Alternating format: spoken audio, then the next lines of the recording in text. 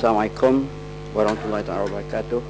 Salam bahagia dan selamat pagi serta selamat Hari Raya Korban. Terima kasih Datuk Yang di-Pertua.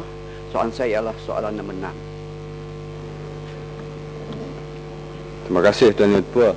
Waalaikumsalam warahmatullahi wabarakatuh dan selamat Hari Raya Aidiladha.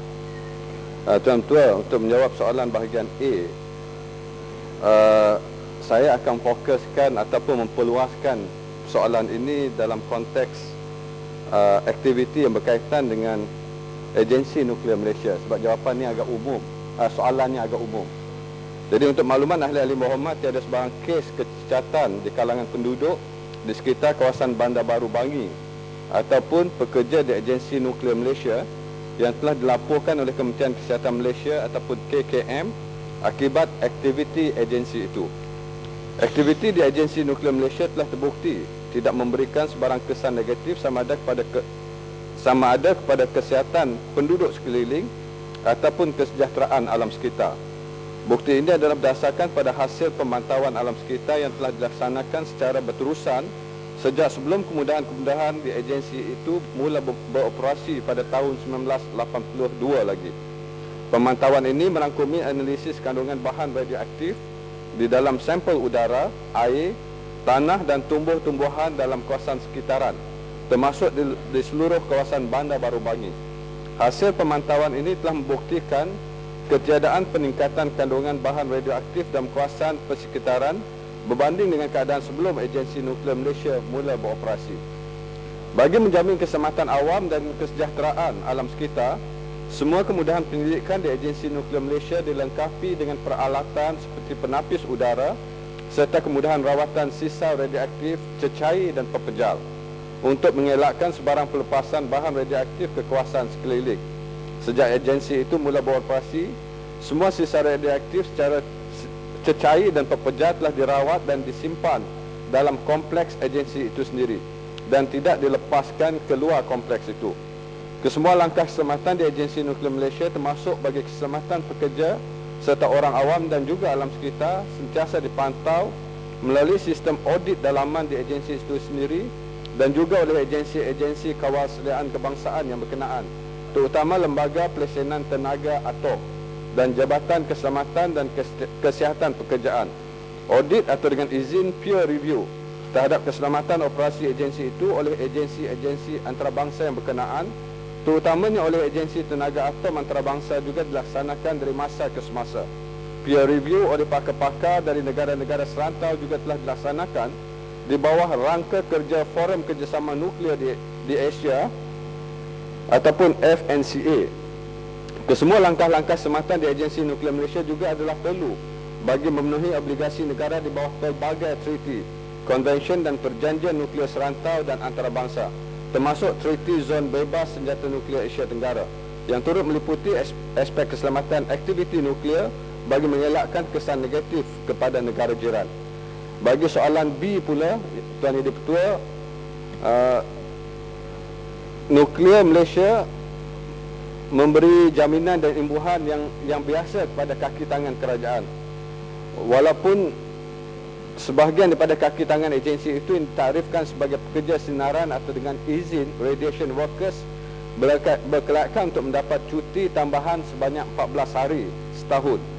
Bagi para kaki tangan menjalankan tugas sebagai pengendali reaktor penyelidikan nuklear yang terdapat di agensi, allowance kelayakan khas sebanyak RM150 sebulan diberikan, kerana kesemua pengendali reaktor itu perlu menjalani latihan khas tambahan yang dikendalikan oleh agensi itu sendiri sebelum dibenarkan mengendali reaktor penyelidikan tersebut. Bagi memastikan ketiadaan sebarang kesan negatif terhadap kesihatan masing-masing, kesemua kaki tangan Agensi Nuklear Malaysia yang ditaktifkan sebagai pekerja sinaran menjalani pemeriksaan kesihatan secara berkala.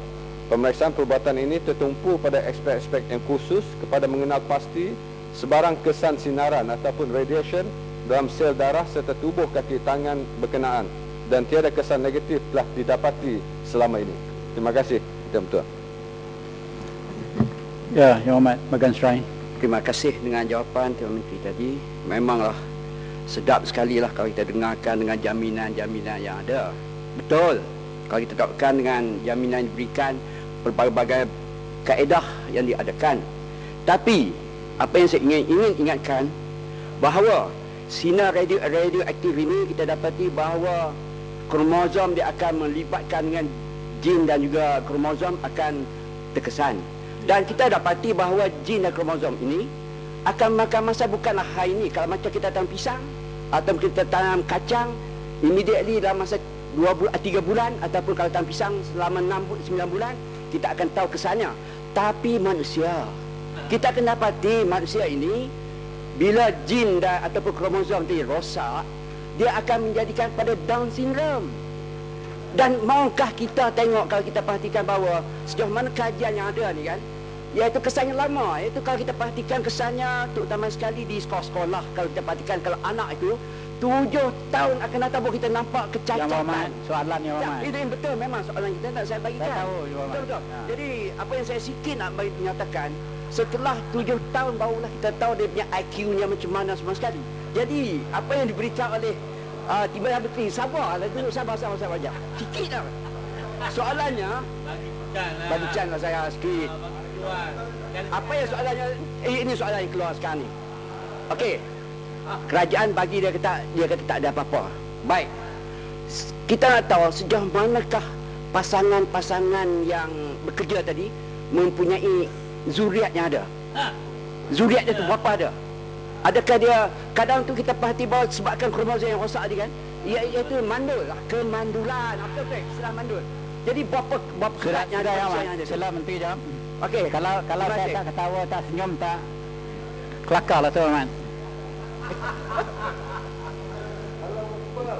Terima kasih Datuk Yang Di-Pertua, Yang Berhormat daripada Bagan Serai. Saya pun kurang pasti daripada soalan tersebut apa yang ingin ditanya. Tapi kalau Tak berkaitan payah, dengan kalau tak pendidikan, pasti tak payah jawab memang. cuma madai saya mengatakan bahawa daripada data yang kita terima daripada Kementerian Kesihatan, iaitu data 2006, kalau kita melihat Selangor sahaja jumlah penyakit kanser yang didaftar hanya 170 orang di hospital, seluruh hospital di Selangor. Dan kalau berkait dengan apa yang dikatakan tadi, ianya banyak, bukan saja berkaitan dengan banyak hal-hal yang menyebabkan kita kanser dari segi pemakanan, amalan kehidupan kita lah. Bukan saja punca daripada apa yang dimaksudkan. Mungkin yang dihubung kait dengan kegiatan agensi nuklear, tiada yang terbukti setakat ini yang kita terima laporan daripada Kementerian Kesihatan. Jadi kajian yang disebut, melainkan disokong oleh fakta, mungkin kita dapat menjawab lebih khusus lagi kepada apa yang disuarakan oleh Bagan Serai. Terima kasih. Sepatutnya